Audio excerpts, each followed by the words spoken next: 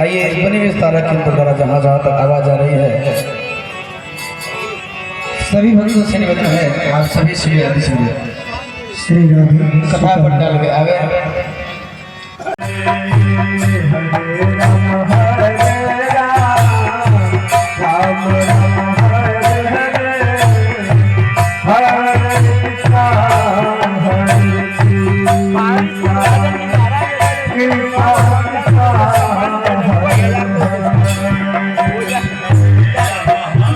अपना परिचय आचार्य जी बता दीजिए।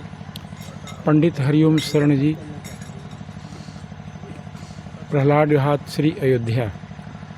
अच्छा सर, ये जो कथा हो रहा है कब से शुरू हुआ है और कब इसका समापन हुआ है? यह कथा 30 अप्रैल से प्रारंभ हो करके और इसकी पूर्णाहुति 6 मई को विसर्जन की निश्चित समय दी गई है।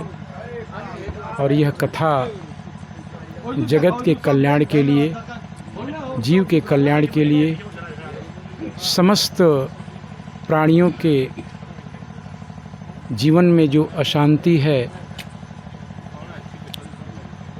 और कुसंग में पड़ करके मानव मानवता को भूल गया है, जिन्हें ब्रह्म कहते हैं, जो ज्ञान से भी परे है, उस परमात्मा को स्वयं श्रीमद् भागवत कथा के माध्यम से, कीर्तन के माध्यम से, तप के माध्यम से, योग के माध्यम से, ज्ञान के माध्यम से उसे जानने के लिए और पुनः जो है प्राप्त करने के लिए श्रीमद् भागवत कथा ज्ञान यज्ञ का आयोजन किया जाता है।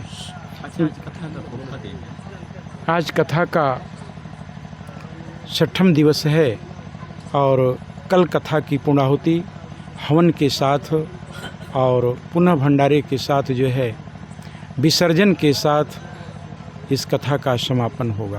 अच्छा, किस पात्र का वर्णन किया जाना है? आज श्रीमद् भागवत कथा के 6ठम दिवस में स्वयं भगवान सुदामा कृष्ण चरित्र और श्रीमद् भागवत कथा का महात्म क्या है, इसके करने से जीवन में क्या प्राप्ति होती है, क्या करना चाहिए, इस कलयुग में कैसे रहना चाहिए, नाम के प्रभाव की व्याख्या की गई है। किस प्रकार तप करना चाहिए, कैसे जप करना चाहिए, किस आचरण से रहना चाहिए, यह अंत में जो है स्वयं व्यास जी ने, सुखदेव जी ने, सूत जी ने दर्शाया है, जिसे सुन करके पूरी कथा का लाभ जीवन में आचरण में उतारने के लिए और गृहस्थ जीवन में आपस में प्रेम करने के लिए और संत जीवन में तपस्या त्याग के लिए और विद्यार्थी जीवन में ब्रह्मचर्य और सदाचार का पालन करने के लिए, सबके लिए यह कथा जो है लाभप्रद है। जिसे प्राप्त करके, जिसे सुन करके, जिसमें भाग ले करके, जिस तरह नदी के तट पर पहुंचने के बाद सबको समभाव से शीतलता मिलती है, अग्नि के निकट पहुंचने के बाद उसका प्रभाव समभाव से होता है, उसी तरह वृक्ष के छाए के निकट जाने के बाद समभाव सुख मिलता है। उसी तरह भगवान की कथा के सानिध्य में निकट आने के बाद हर जीव को श्रांत क्लांत व्यथित व्यथा में व्यथित जीव को यह कल्याणप्रद कथा है। और जो जीवन में उतारने के लिए वाणी में, सदाचार में, कर्मों में, वचन में, गृहस्थ जीवन में, सदाचार जीवन में, सबके लिए यह कथा लाभप्रद है, उपयोगी है। अच्छा, जनपद में कौथी बार आपका आगमन हुआ है कथा को लेकर? इस जनपद में 1912 से लेकर के, और मैं गिनती नहीं गिना सकता हूँ, कम से कम 200 श्रीमद् भागवत कथा और राम कथा का अवसर मिला है। और जिसके प्रणेता हमारे सांगवेद विद्यालय महाविद्यालय के प्राचार्य पंडित तेज बहादुर मिश्र जी हैं, जिन्हों की छाया में राम कथा अयोध्या से आकर सर्वप्रथम सन 12 में हम 1912 में प्रारंभ किए। तब से निरंतर देवरिया ज़िले में हम गिना नहीं सकते हैं कि कितनी कथाएं हुई हैं। निरंतर लगातार हर महीने में 2 कथा 3 कथा, देवरिया महीने में विशेष 6 महीना तो निरंतर हम कथा कहते रहते हैं। यह देवभूमि है, सरयू का तट है, और जिस तरह एक बालक अपने परिवार में रह करके अपनी तोतली भाषा से सबको आनंदित करते हैं, उसी तरह यहाँ लोगों का स्नेह, यहाँ लोगों का प्रेम और इस देवरिया ज़िले का प्रेम हमें आगाध करता है, मालूम देता है कि स्वयं हम अयोध्या में ही हैं। निरंतर कथा हुआ करती हैं। यहाँ की व्यवस्था की जाए साज सज्जा की, तो हमारे जजमान को क्या मैसेज देना चाहेंगे जो इनकी व्यवस्थाएं की गई हैं इनके द्वारा?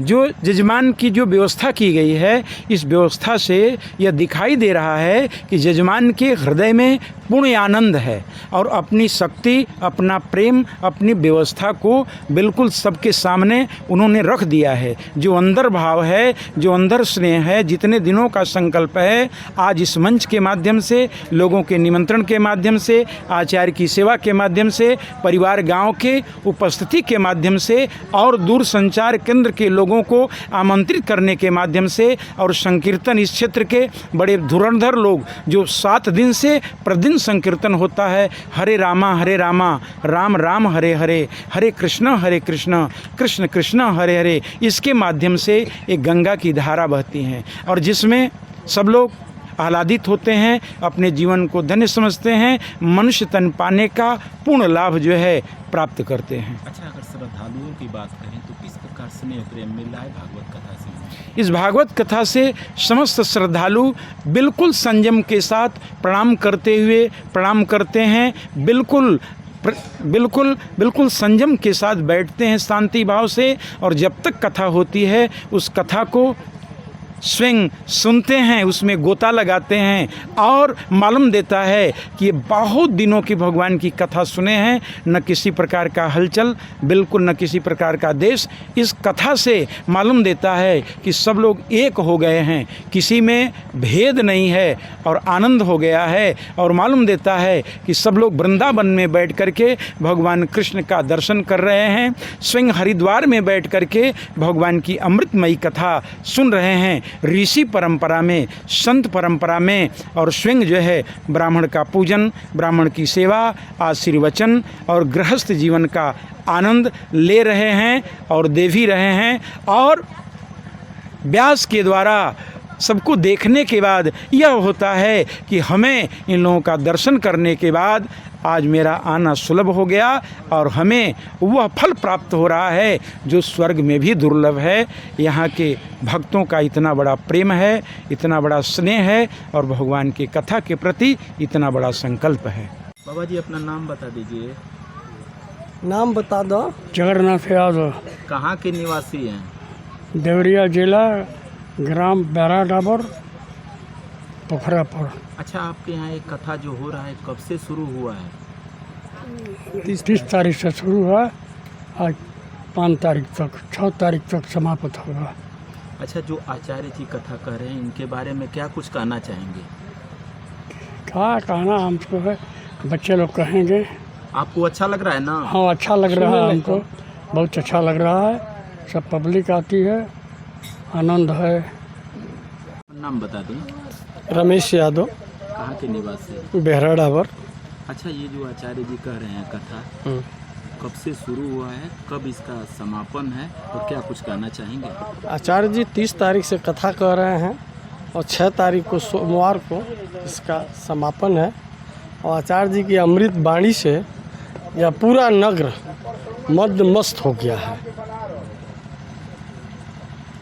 परिचय बता दीजिए। मेरा नाम रामदुलार यादव है।